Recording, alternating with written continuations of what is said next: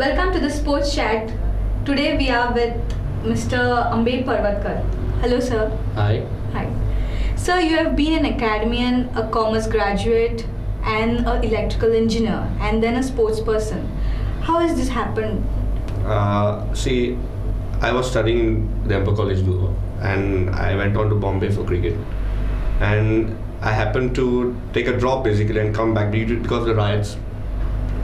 The next year I got into the Bombay University examinations and I cleared my BCom, and then I went to Dubai, where the necessity was that I had to have an engineering degree. So I had to do correspondence as well as some practical things. I completed my diploma in electrical engineering, got that degree. And then I went on to play cricket.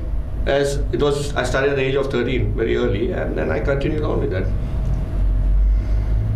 Why you happened to choose only cricket? Like there were many other sports also. I started the television was there. Come to Goa at 83, 82 Asiads basically. At the 83 World Cup, India was in the finals.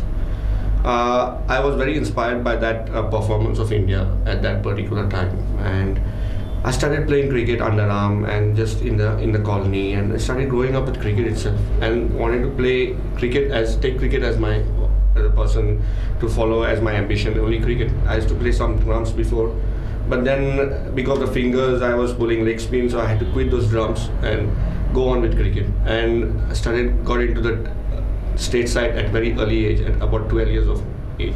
I was selected for under 15 Goa team. You have been like a bowler or a as a kid I started as a leg spinner. Most of my cricket I played as a leg spinner, as a spinner, bowling leg spin. As I grew up, I had some strong limbs, and then I was moving to start to bat. I started opening the innings in UAE basically. Back in Goa, whenever I was playing for state or anything, I was batting, of course, and it was like at the tail enders, but we were doing good show with the bat. So that confidence was there that someday I want to bat as well. So when I went to Dubai, and there was a time when Shahja Club, where I was playing, was doing little bad with the batting zone. We had a good bowling attack, and openers were failing. So I spoke to my captain, Sultan Zarwani at that time, who was my captain, who was UAE captain also at that time. That I voiced out overnight to him that I want to open and let's see what happens. And I did very well after that. Since then, in the shorter version of game, where it comes to 20-20 or 25 overs, 35 overs, I open the innings. Otherwise, when it comes to a one-day game, then I come a little bit lower. And as it goes in the 4-day or 3-day games, then I bat very late on. So basically, I'm a bowling all-rounder. You were like a part of different genres of the game. Tell us more. Genres of the game in the sense I was part of the junior Goa team. I went on very late. I got into the squads of Goa Ranji Trophy, but I went on to play Ranji Trophy very late in order. I was a part of the Bombay junior team. Then I went to came into the Bombay squad as well. Then I played at different levels of cricket, like under 19, under 23, under 15. And that's the genres. That's the way I've moved on cricket. I played a lot of cricket, like from the age of 12 till now. That's approximately around 28 years of cricket.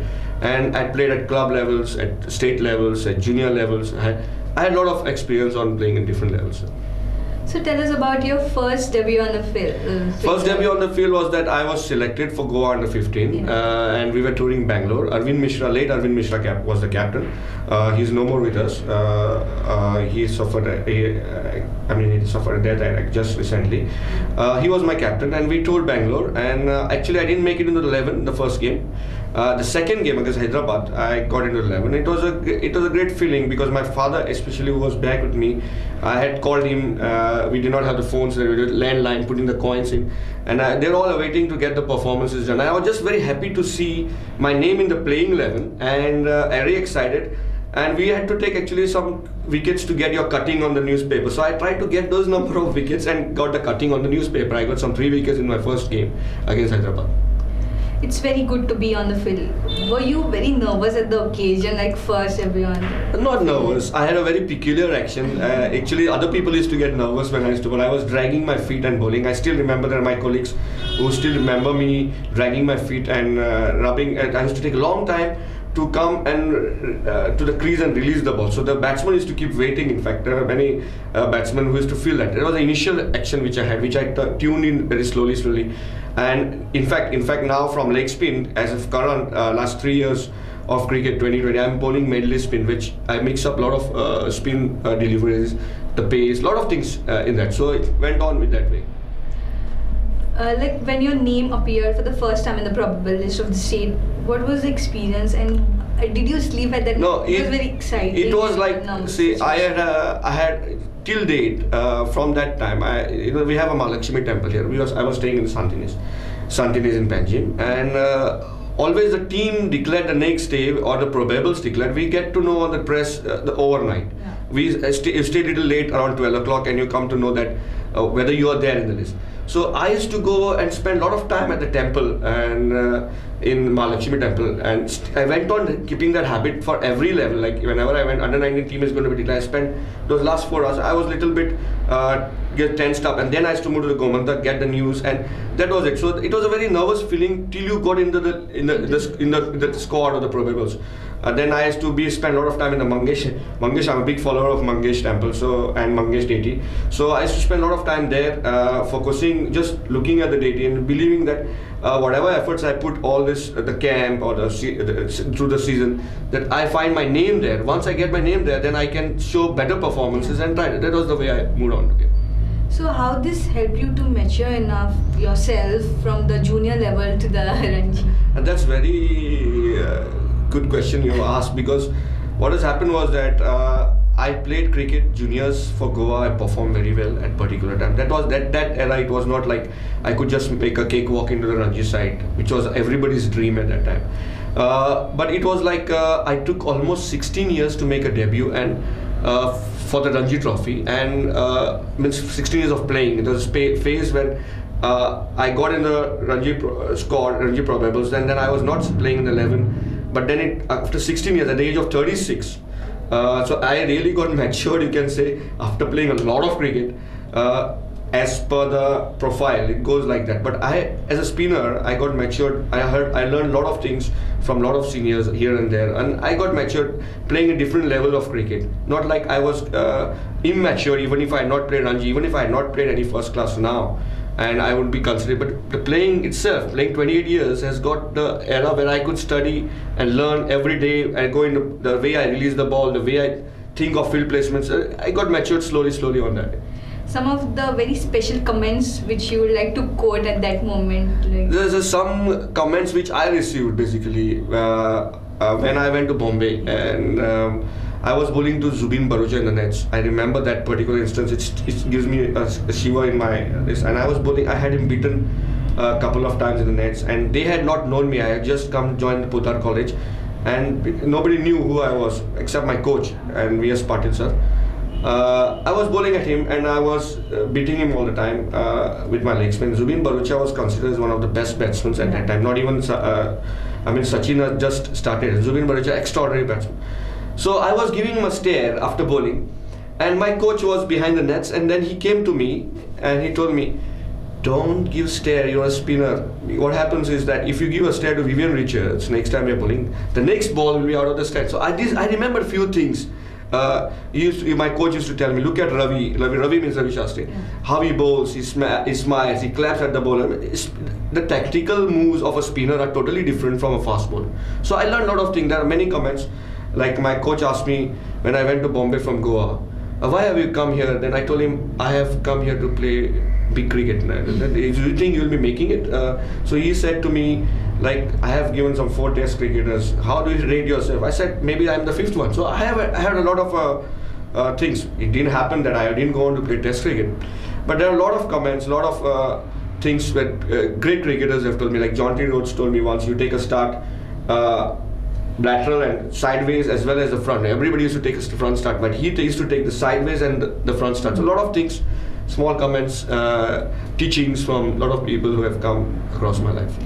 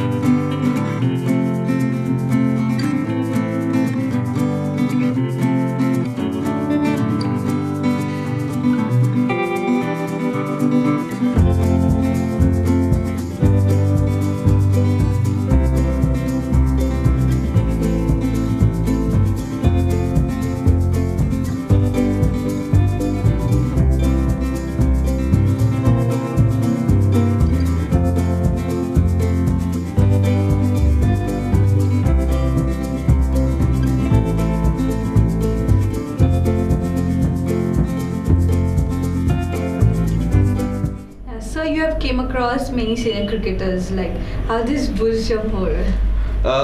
See, senior cricketers means I have played with many international cricketers. I've got some prize scalps of good batsmen in my career. Like even for VVS Lakshman, I've got him in the under-19 games, and Ian Bell, and then there's been Russell Arnold and Lance Klusener. A lot of cricketers whom I've got them out. Experience with most allied experience has been with Sourav Ganguly, because I played against him in the junior level when I was under 19, and we happened to play against each other against Bengal in 2008-2009. That is the best year Goa has had for Ranji Trophy ever, when we qualified for the knockouts, and we were playing against Bengal. So after 16 years, I happened to meet him, and I fixed up an appointment with Sheru was with me, and we fixed up an appointment with him before the match, just to have a chat with him, and then I went and met him. It was a really genuine experience when a senior like him who accepted that we had played a game. Maybe he didn't actually remember, but he at least showed that he remembered that game we had played against me. So, and it was a nice experience. Sourav Ganguly has been my key factor, and that's it. The senior players, in the sense, there have been many mentors, many great cricketers. Malcolm Marshall, late Malcolm Marshall coach, was my coach also. So for Boland district. So there have been many people who have mentoring me all my career through. Okay, tell us something about your playing for the Mumbai, which was led by Sir Dilip. It was like I didn't play, but I was in the probables. I was a young leg spinner. The selectors were Dilip Sardesai sir and Dilip Vengsaka himself used to like leg spinners. So they were looking for a spin talent at that particular moment, and I was selected for the BCA Mafatlal scheme. That's the first Bombay bowling scheme, and I was the first batch. I was part of it. It happened that I was called for the Ranji Nats, and they liked me, and that's how I moved into the Ranji scene for the Bombay. I didn't get to play a game, but I was there as a concept for it. And the clubs which you have played in Mumbai? I played for many clubs. I played for Indian Gymkhana, I played for MB Union, I played for Bombay Colts. I played a lot of cricket in Bombay with many Bombay cricketers, top cricketers. Bowling in Bombay was totally different experience. I was a specialist bowler only that time.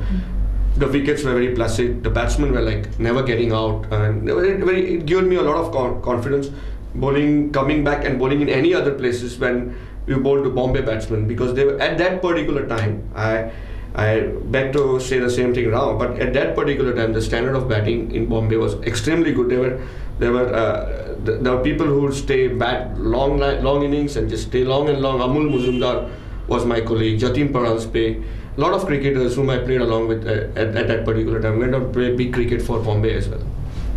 So you have been going internationally. Share us some views or your experience at that moment. Internationally means what has happened. See, I was in Bombay. Then I was in Goa basically. We were the champions of Goa under all West Zone, South Zone, All India under 17 tournament, Vijay Hazare Trophy. Goa beat Hyderabad, Tamil Nadu. We played a big role, the junior team at that particular time.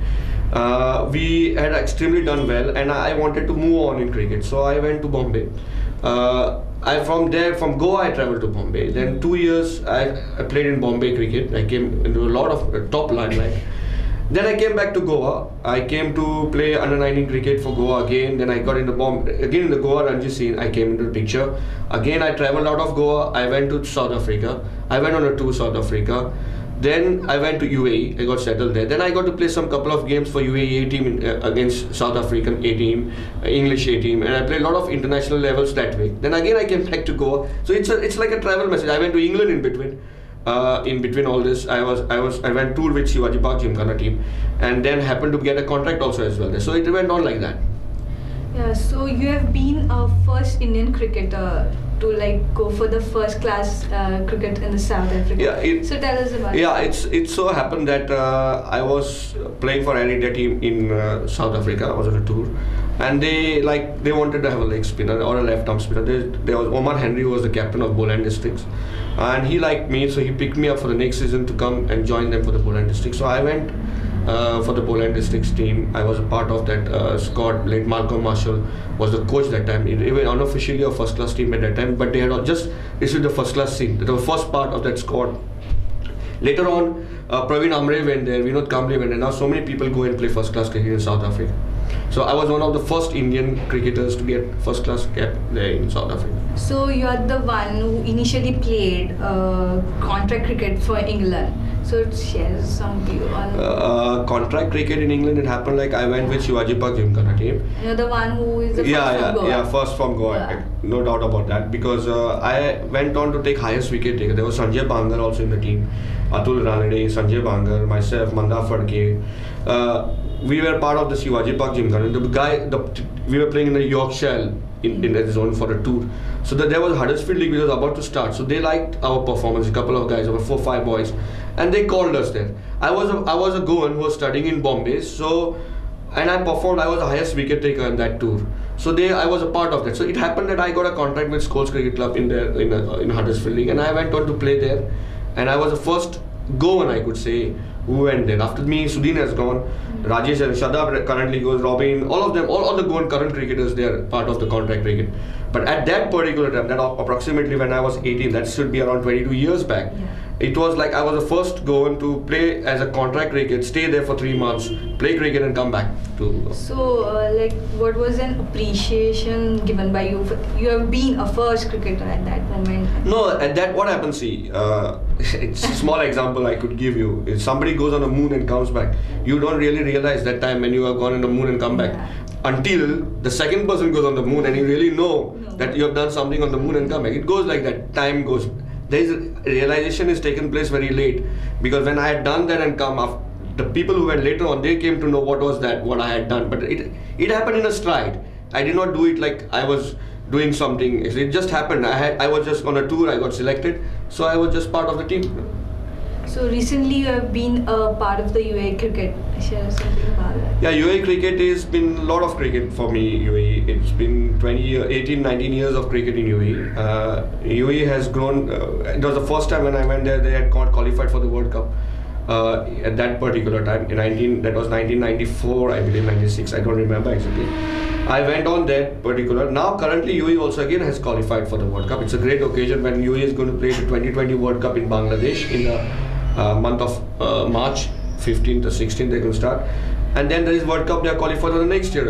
UAE cricket has been great for me. I have played for the top clubs in UAE, the champion clubs. I have led the teams, and the cricket has been so, especially the one day and the 2020 games have been wonderful. I mean, the quality, the level of cricket is extremely good. A lot of all cricketers all around the world come and play in UAE. Pakistanis, the Sri Lankan international cricketers. Even now the Australians, the Zimbabweans have reached there. So even the West Indies, you have Ryan Hines playing cricket. A lot of cricket is being played there in the international level, the 2020s, and the little bit they struggle on the 4-day games. Not when they play the ICC Cups, but infrastructure is like. But they have started again with the 2-day games and 3-day games. So the cricket in UAE has been long, and I was very lucky to play for Yogi Group, which was a top team for last 8-10 years, and I happened to lead them also. I was a captain for. In fact, when I came back to Goa, I was leading the side to one of the top leagues in the KPL, but I had to leave for some emergencies, and I had to rush back to Goa. So touring globally, what made you to return to the Goan soil? Goan soil was that I was never going to be stuck any place outside for permanence. I wanted a reason to come back someday. In fact, I was on the top of my cricket, and I was top of my any career where I was staying there. What happened was my mom was very sick, and my dad as well was sick, and there was nobody to take care of them here. Till then, dad was managing. What happened? Dad also fell sick, and mom fell at the same time. And I had to leave. In fact, I had to leave a tournament halfway and come back. It was a sad thing. But I had to do it because my mom was very serious, and I had to be with her all the time. My wife was there taking care of her as well, but that was not good enough. So that made me come back, and then I realized that I reached the soil of Goa. Till then I had not made up my mind that I'm coming to the soil of Goa. I always missed Goa on occasions.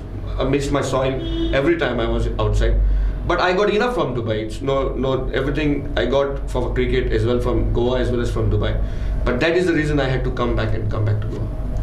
So you have been a part of the sporting premiere of Goa Krida Prabodhini. So what's your role? See, when I came to Goa, I had nothing to do basically because I did not know what I had come down for. But then immediately Subhash Velinka sir was there to help me out. He told me, come and start, these boys are there for cricket, academy is there, we need some Probodhini. Probodhini is a sort of academy. So you groom the sports academy. So I joined there as sports manager. We do take all about 6-7 sports are there in Porvorim and in Mapsa and in Panjim, in Hedgewar, different schools. There we take care of 6 sports like table tennis, chess, cricket, rope skipping, a lot of other gymnastics. And we have the kids coming there from school levels. Only the school kids are allowed to participate. There are excellent coaches taking part of them. I manage the activity point of zone and the accounts and all those things.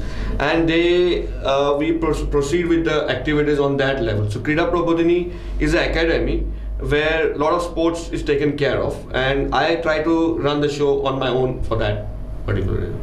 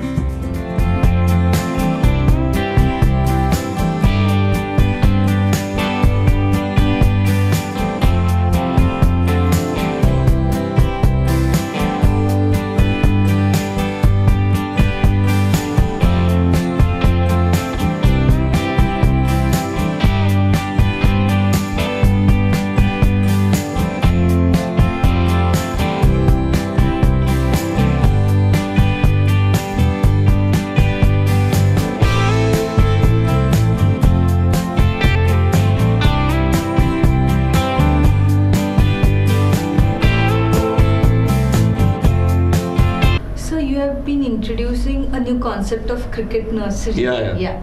So just highlight us. Cricket nursery was what happened was when in Dubai I passed my coaching graduations from there. ICC, I was ICC level 1 coach as well as Australian Cricket Board level 2 coach. So I passed out from there. It happened that I was appointed immediately to coach the kids over there. And they have a nursery kind of a thing where very young boys, like 7 to from 6 years old boys come and play cricket. The girls, boys, the mix, they play cricket. The basic idea is the nursery is to take the fear out of the boys for cricket, the ball, the season ball, and they get the techniques right very early age. So by the time the kid reaches the 13 age, he's ready. So it's like the ABCD of cricket. It's a concept which can be carried out with any countries, and we look forward to do that. Myself is a focus on this 7 to 11 age of boys nursery, where we are teaching them again the same thing, the fear, the basic requirements, how to hold a bat, where they're very small. But as they grow from 7 to 11, you can see the strength they have, the mental strength they have, the way they talk, the way they carry their kid, like it's as good as the pro person scoring. So they get that confidence. That is what nursery is all about. Okay, so what's your vision towards the young sports person? You're talking of the sports person or cricketer, whatever. But it's because my idea was especially for cricket. And when I came down to Goa, then when I was sitting with my family, I was discussing. I was looking forward to giving back to other sports. You see, I could do a lot of things being a cricketer, being a first-class cricketer, or the basic fundamentals which I had come there from. I could have done a lot of things, but I basically believe that a cricketer should stand out for every sport. some other sports. One cricketer stands out for some other sport, he can give a lot of things back to that other sports. So that concept, my dream was fulfilled being with Krida Prabodhini. Then I went on to have the G1 chat show, where I started my chat show on with them. Again, giving back to the people, great sports personalities who have been in the cobwebs, or I don't even want to use the word cobweb, because there are people who don't know, great, some Arjun Award winners, some genuine cricketers, legends, or legends, sports personalities, whom people don't know, to get them into highlight and again to give back to the sports. So my vision for any cricketer or any sports person is that as you grow big and a famous person, try to give back to the sport as well, to your own sport which groomed you to that levels someday. And as well, if you're good enough and your sport is big and famous, try to give other sport. It's like a family. A sportsman is like a family. First you're a cricketer. You cannot just be a cricketer and take care of cricket. You have to help other sports which goes on with it. So, sir, do you think influence as a factor plays a very important role in this game? Of course, this world is full of hypocrites. When there is hypocrisy, there is influence. You have to be a part of this competition of your guts, your hard work, your influence. Everything moves on. It's not that you think that you have all the talent, you have all the guts, and you have all the hard work that you're going to get success. No, there has to be some planning. There has to be some influence as well.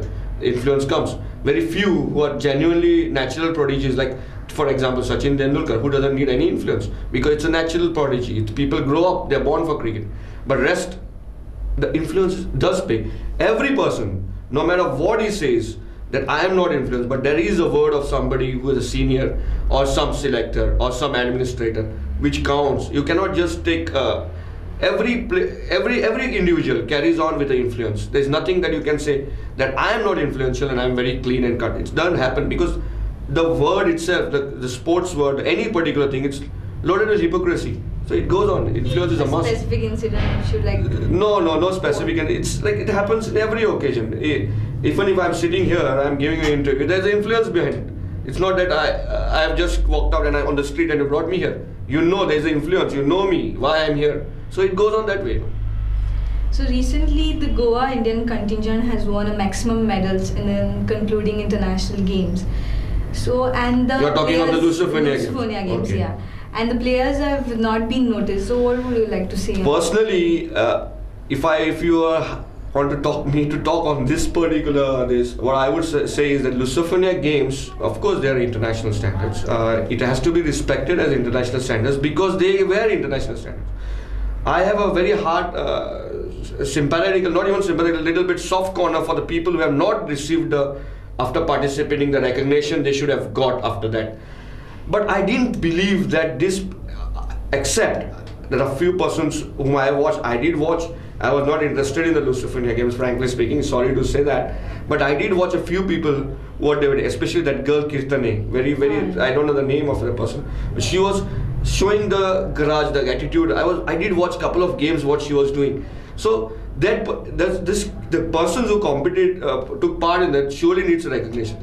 But this competition basically actually was not that I didn't find a level to be, you can consider it like Olympics or I would be very happy if a Goan cadet goes and wins a national award or national medal more than winning such kind of an international medal and get recognition. You should try to understand, it's the competition which you are taking part which gives you recognition, the level what you are participating in. If you are going, what happens, you can be a very good international degree, you can have it, but if you are not doing good in your first class, in your state levels, then you'll not, because Goa, the person has to do well within the nation first, and then he has to be the best to represent his country. It wasn't like that.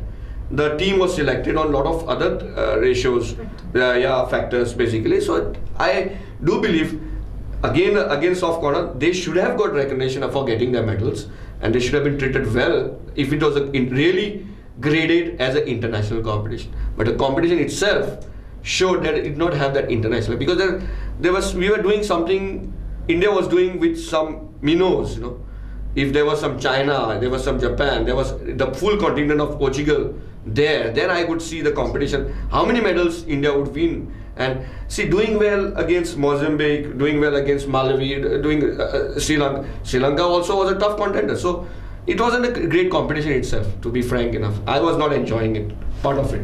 Okay, so standing at the bowler's end, what do you see? Like, See, standing at the bowler's end, I only try to read the batsman's mind. I don't see. I only try to fantasize. I try to understand what he has done the previous delivery. As a new batsman, what he is, if he is a new, they not faced a delivery from me. As a bowler, I only try to read. It's a mind study of the other batsman. And with the practice, of course, I should be able to do what my mind is telling to do, face his mind. So as a bowler, being on the bowler's end, all I try to see is and read is the other batsman's mind. so the immediate thought towards cricket is like betting, and you chose as bowling. So That's because I'm fond of women, basically. You know, see what happens. The immediate thought for any person for a thing is a man. But why do you choose women? So like that, I choose bowling because any thought for anything, the second thought is the woman. Because if it's cricket as a batting, then the bowling is a woman of the cricket. Simple as that. So what's your thought towards betting in the cricket field? Like not the actual batting on the field, the BETTING, Oh my that God. batting in the field. See, it so happened that I had a toss done with one of the fixers in the KPL, and then I realized that he was a fixer. You never know. Just like when you say the word betting, you don't know which betting it is. Yeah. The real the BETTING, you never know when it's betting and when it's betting. It goes on like this. The views on that totally, nobody knows which is betting and which is betting. Simple as that. Not clear with the point. What you actually meant to say? See, like what I want to state is betting does exist. In fact, the word fixing goes better for that. Fixing does exist in the part of any, not only cricket, there are many other sports also where fixing does take place. It is done in limited sources somewhere, and it comes out on the open level somewhere. But it does exist. The point to clear out that I have not been involved in any fixing, so I cannot go in more details and explain to you how it is done. But it does exist. There's no doubts on that. The fixing process does take place, especially in the shorter version of game, because it is a faster track where you can plan the 120 balls in action, what is going to happen. In the longer version of games, it's a little bit difficult. It's on the simple thing. But for cricket, I'm talking about cricket. There are many other sports also the betting takes place. We never know what's happening around. so, do you think the spirit of sport has been declined due to this betting? Yeah, of course, the people who watch the game, the people who used to have that strong belief everything is happening is right. It's like a milawat, you know. You don't know what content of milk is there in actual milk container in the contents. So people are not sure what to buy and what to drink. In fact, similar way when you're watching. Something's happening there. If somebody before used to happen like 6 sixes in an over, it was like a one-time thing. Now it happens in more often stuff. So people don't know whether it's truly happening or it's creating a confusion in the mind of the people. Sure, it has declined very badly. The spirit of the game surely gets affected. Even one person of the full sport, any particular sport fraternity is involved in fixing. If you think that cricketer is fixing and cricket is going to boom, no. That one cricketer has already put that spoiled notion in the sport itself. So, in your career, brief us about the causes that you have won. Laurels in the sense, like as you have already said, that I have got some few small records. Like I was one of the few Goans who went to play in Bombay and played cricket. Most of the times the Bombay people come and play cricket in Goa. I was one of the Goan who has made my mark in England. I was one of the Indian who made a mark in South Africa. I went on to play first class cricket. I in fact, laurels in the sense I have been a part of 3 first class teams, squads playing in the first class cricket. That itself is a laurel for me. I have been selected for the UAE plans for any particular competition for national teams regularly on a regular basis. And playing itself for Yogi Group, I have been leading the side, one of the top teams in. So for a sports personality, it's not only the medals or the laurels that count. I did not grow up to get those laurels. I just went on and as time went on, things started coming in. Initially, they don't come. You just put in your hard work and you wait. You just sail. You like pump your boat up and you wait it to go. Then the laurels start coming on its own. Don't have big laurels as such. So you're very socially active. So what makes you good? Socially active means what happens is I like to help. I don't use the word help as well. I want to do something back to everything whatever I have gained. Suppose I got a job, suppose I played good cricket, suppose I have a good family.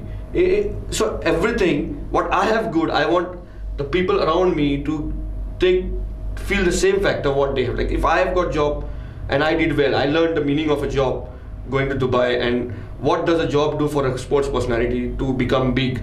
Everything very important. If you don't have a job, no matter how talented you are, your talent is gone down. When you get a job, that talent is, job itself is a security. It gives you. So I try to help a lot of boys from Goan cricket. I try to help a lot of people from other factors who need jobs. I try to help. I try to see that whether I can contribute in getting them into their lives settled. Same way in my family. If I have got a good family, people taking care of, I'll try to take care of other people whom I can take. It goes on. It's a contribution back. Social life is, I believe, is like everything is a contribution back. If you have got, first you become strong, you have enough, and then make sure when you have enough that you give something back and help something out of other people. So how has family, how has the family been a role for you and to contribute to reach at this height? As far as the family factor is concerned, my father was my initiator for my game. He has played a major role for my career. Everything, his ethics, his notions in fact. Then my mother has been a backing up. My father is Arun Parvatkar, and my mother also backed us up. She didn't know much of the game, but I had a lot of trouble with her because she didn't want me to go out of the place and be a little bit of hurdle. But then ultimately she sacrificed a lot, I can say. My mom sacrificed a lot. My brother has been very influential to me in my all of my career, to get my first things in my life. The thing was that before marriage, the things were that I was a very toiler, I was a struggler. I went. After marriage, the success started coming. So my wife, Veena Parvatkar, she is herself a big dancer, classical dancer. She had to sacrifice, she left everything. She's a lawyer, she just had to leave everything and be with me and be with my sport. But then I started realizing that after marriage, I started getting success. So she has a major role to help me get success. Lot of people, even my in-laws, they get me into the finer points. My sister-in-law, she gets me into finer points. Everybody plays a role. So every part of the family, every member, even the small kids in the family, in my in-laws here, they try to get into my finer points. They get me to, even if I am doing a mistake somewhere, they come up and tell me, Dada, that's not you, this is not you. So I grow up with them, I listen to them and I grow up with them. So woman has played a very important role. Yeah, of course she has played a role. Getting me to the success levels, yes. Yeah.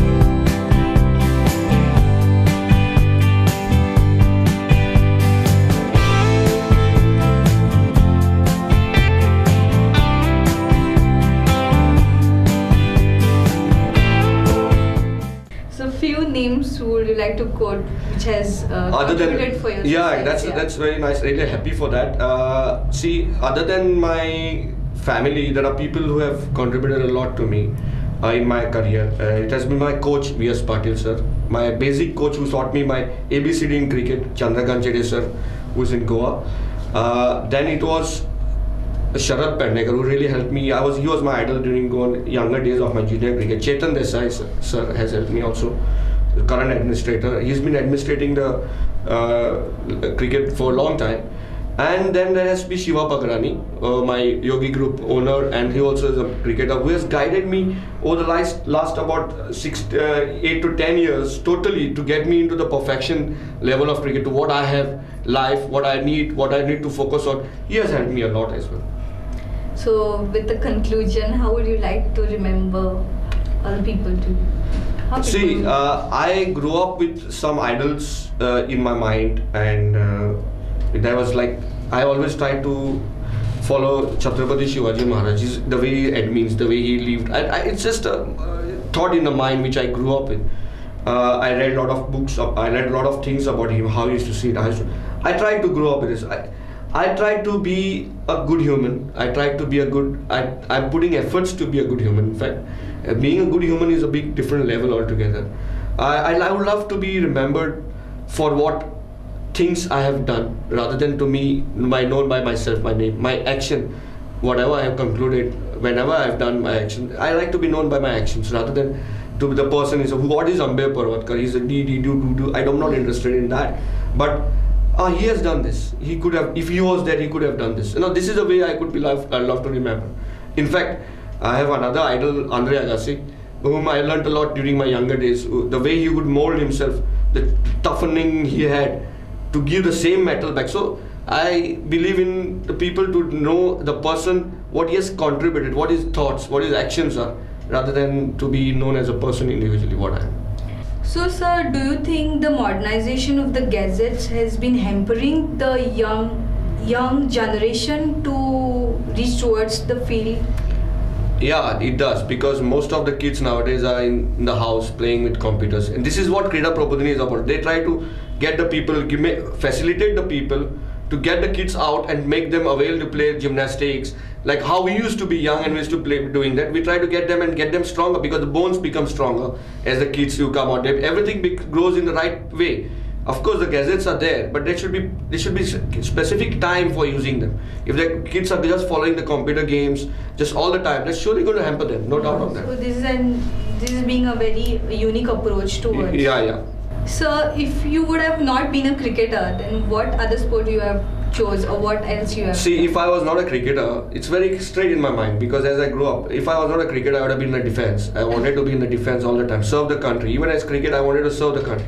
It happened that I could not serve my country, and I went on to serve the other country.